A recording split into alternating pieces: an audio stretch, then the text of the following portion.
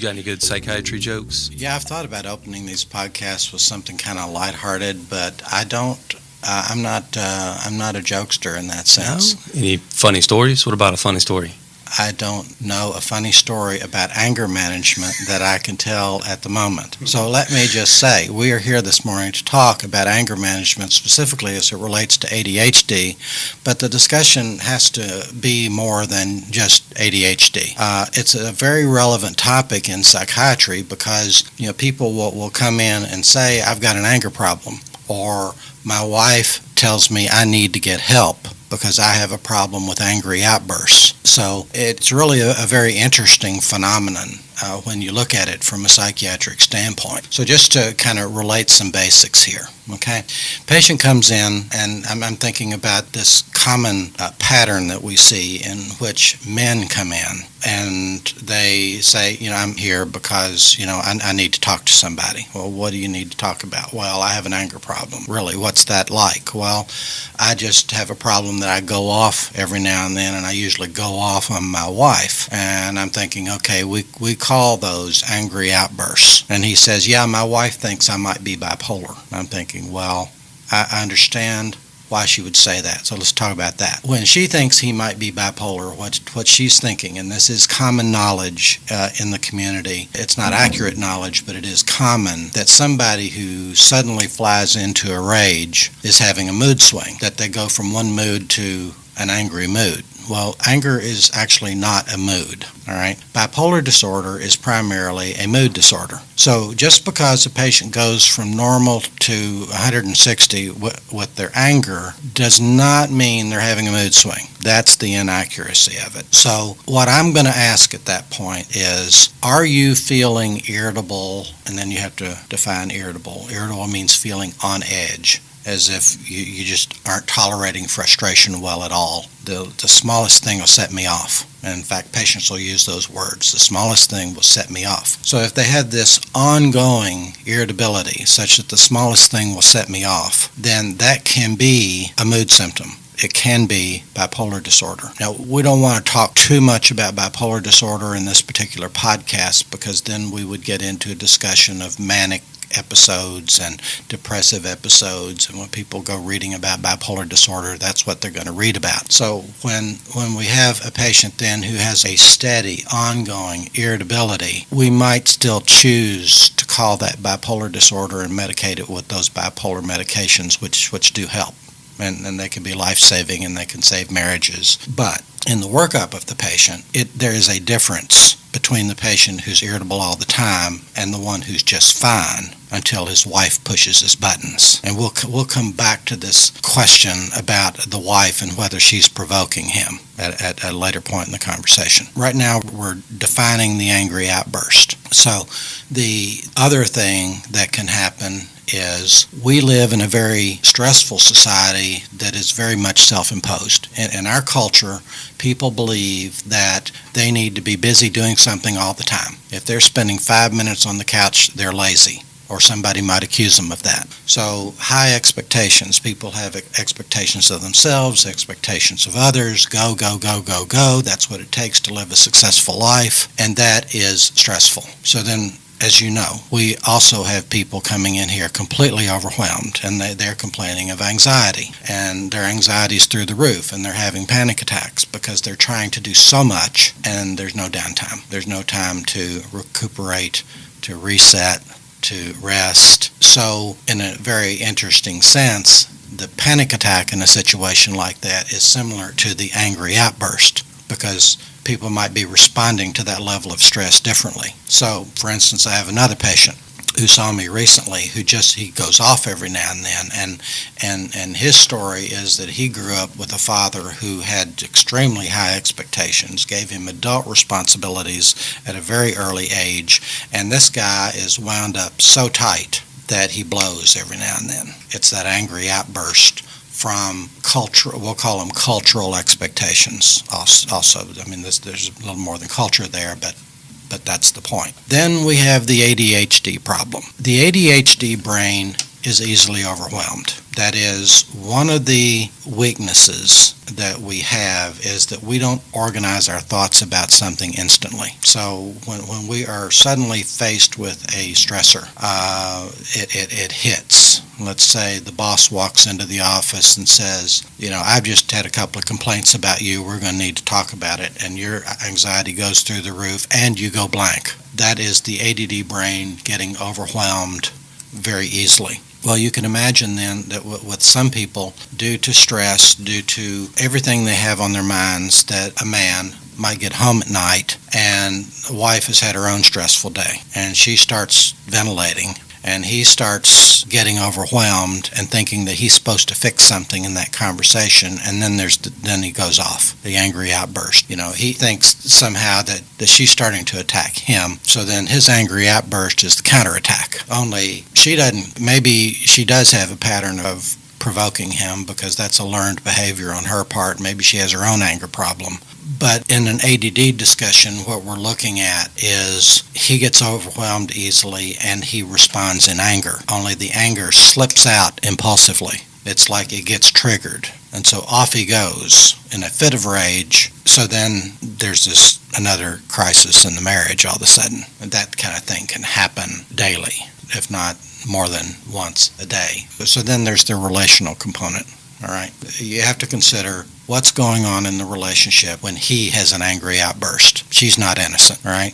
It takes two people. And so for her to say, you need to go get help or I'm leaving you, is not as helpful as for her to say, okay, the marriage has a problem here and we need to see what we are doing wrong, and in that process, let's get your angry outbursts diagnosed and get some help there, and I'll look at my issues too. That's the most helpful way for a marriage to address the problem of the angry outburst. So the lesson for this particular podcast is that the impulsivity of the ADHD can be a major factor in allowing angry outbursts to happen. Notice we're not talking about anger management yet.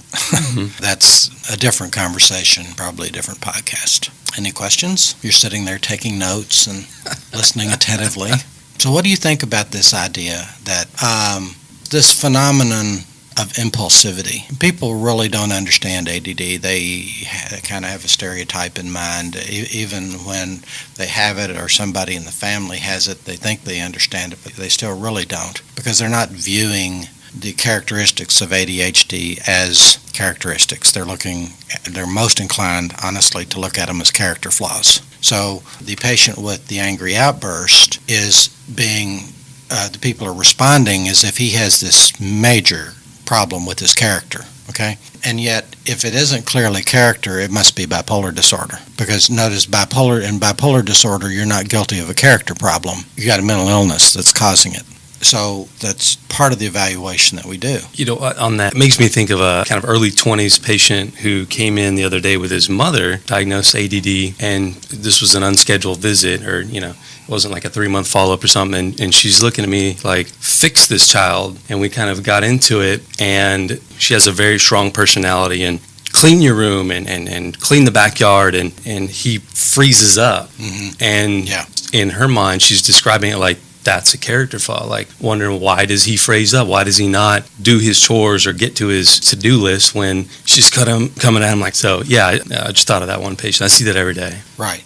So, you're talking about someone who responds to pressure, to overwhelming anxiety by freezing up. And that is ADD. That's him becoming overwhelmed in the moment and not knowing what to say. And so he defaults into silence. The next guy might default into an angry outburst, defending himself from that criticism. You don't straighten up your room because you're lazy. You have a character problem.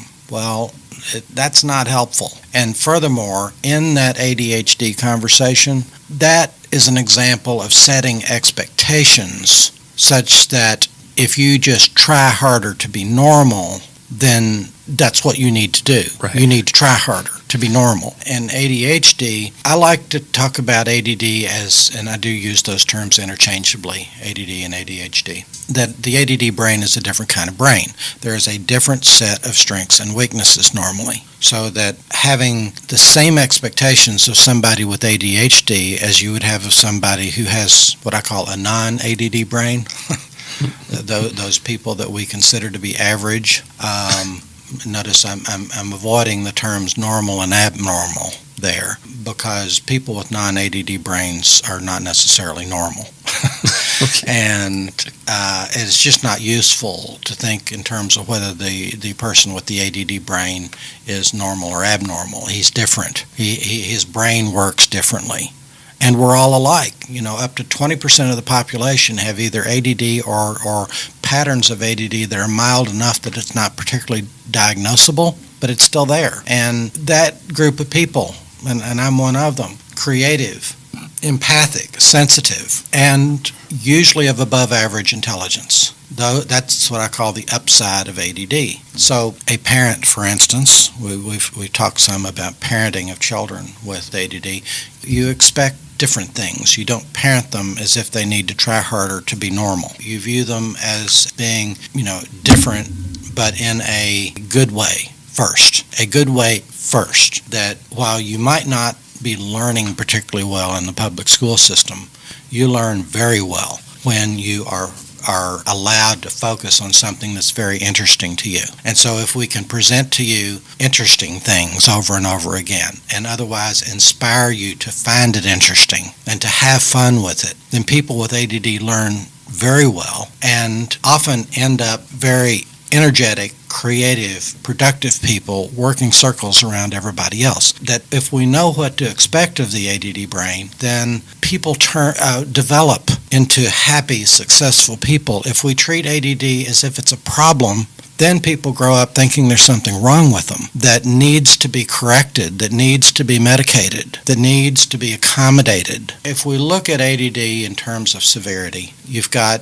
the milder versions and then what I call the scatterbrain degree of it. So people who are scatterbrained, and I don't use that term lightly, they do find life difficult. Nurses, for instance, who have a lot of work to do and a lot of charting to do, which has to do with documenting and writing down what they've done. Nursing can be overwhelming. There's just a lot to keep up with. But the best nurses are those with ADD brains because they're tuned into their patients. They sense what's going on with them. And then their weakness is the record keeping. Mm-hmm. All right. Notice the different expectations that you would have there. That if you've got a crackerjack nurse, then you might cut her some slack on her documentation because she's got an ADD brain. You expect something different. You don't just penalize her for not documenting things well enough. So we started talking about angry outbursts. So the point about these expectations is that if you take somebody with ADD and expect things of them that doesn't work for them, then you're going to frustrate them. And they are going to come out then with some kind of defensive reaction, which is often the angry defensive reaction. So, that it just points out that it's really important to understand ADD for what it is, not to assume that, and certainly not to frustrate that person with ADD to the point where he's going to lash out. What do you think about all that? I mean, this is highly relevant stuff that we deal with here all the time. Well, I'm thinking about this week seeing someone, quite a few people, but someone who came to us with a diagnosis of bipolar, real higher end of the spectrum with mood stabilizers, but still wondering why she snaps on her husband. I asked her, tell me more about this bipolar diagnosis, and her understanding was it was because of the irritability and these angry outbursts. Right. And then when you drill into the details more, it's in response to something like the husband looking, giving her the stank eye or something like that. And, they've been treating bipolar with mood stabilizers because of these little turn on a dime. And that patient may have been misdiagnosed. Yeah. Because if you'll recall, the first thing I talked about in this podcast was this idea that the angry outburst must be a mood swing. And if it's a mood swing, it's bipolar disorder, all right? It is amazing to me how often that's the conclusion, and it's the conclusion because the person doing the diagnosing doesn't understand ADD. Mm-hmm. So we're not saying in this case that she has ADD instead of bipolar disorder. What we're saying is that a lot of her symptoms can be interpreted in that ADHD context. And once you see that, then you're kind of going to go in the other direction and ask, okay, so then is there still some bipolar disorder here? You know, let's not be too quick to dismiss that, because their patients can have bipolar disorder and ADHD and generalized anxiety and relationship stress and job stress and a whole host of things, such that they've got an overwhelming amount of stuff going on. You know, every now and then we'll have a patient who comes in and say, well, tell me, you've seen psychiatrists in the past. What's your diagnosis? What are you being treated for? Well, I'm bipolar, schizophrenic, ADHD, and I have a whole lot of anxiety. And so that's them saying that at one point or another, I've been diagnosed with everything, and I don't understand what's going on with me, because frankly, it's overwhelming. I can't give you an organized answer to that question of what's your diagnosis. I don't know. I'm just here for help, and that's what we do every day. We try to make sense of things for people. Over a series of diagnostic interviews. Yes. So we've talked about ADD, gaining some understanding of how to work with it or understand one's own strengths and weaknesses. What do you talk about with patients who they know they have this diagnosis when they've had a rough day and they get home and the dog peed on the floor and the wife wants to share her rough day or vice versa and the kid's crying? Like, what do you all talk about when that comes up in conversations? Take 5 minutes? Something like that. A lot of what we do in psychiatry, as I just said, is help people understand what's going on with them, because once they have that awareness, then you can talk about then when that comes up, what can be handled better. So it might be that if you've got an incredibly stressful job, it may be that you stop off at the gym for 45 minutes on the way home to burn off a lot of frustration and otherwise reset your mind for an evening with the family, such that you're able to walk into your home at night, assuming that everybody's going to be glad to see you and they're going to want to tell you about their day, starting with the wife, who is going to use 3 times as many words as he would to talk about her day. Okay? He needs to be available for that. He can't just walk in irritable, I've had a rough day, leave me alone. So in an ADD context, the thing to be aware of is that life can be overwhelming, and I need to be alert to the possibility that might happen, all right? So the best way to be alert to it is to have this somewhat organized idea in my mind as to what's going to happen with me first when I walk in the door at the end of the day. I can expect that the wife has had a stressful day. She's going to want to share, and the kids are going to want attention. I used to pick my kids up at school every day, and they would get in the car, Dad, we need to do this, Dad, we need to do that. And I'm thinking, can't this just wait a few minutes until we get home, and then we can talk about this stuff in a more relaxed way? That was me dealing with feeling overwhelmed in that moment. I can't drive the car home and at the same time deal with all 3 of you, telling me what needs to happen next. So there's a more organized way to go about it, and that's the answer to your question, that when the person with the ADD brain gets overwhelmed, you take a step back, you organize your thinking. Now, that is easy to say, it is hard to do. It takes practice. It takes practice for the rest of your life, because it is a matter of self-control. These things will happen. They will pop up unexpectedly. And so the more you practice it, the better you get at it.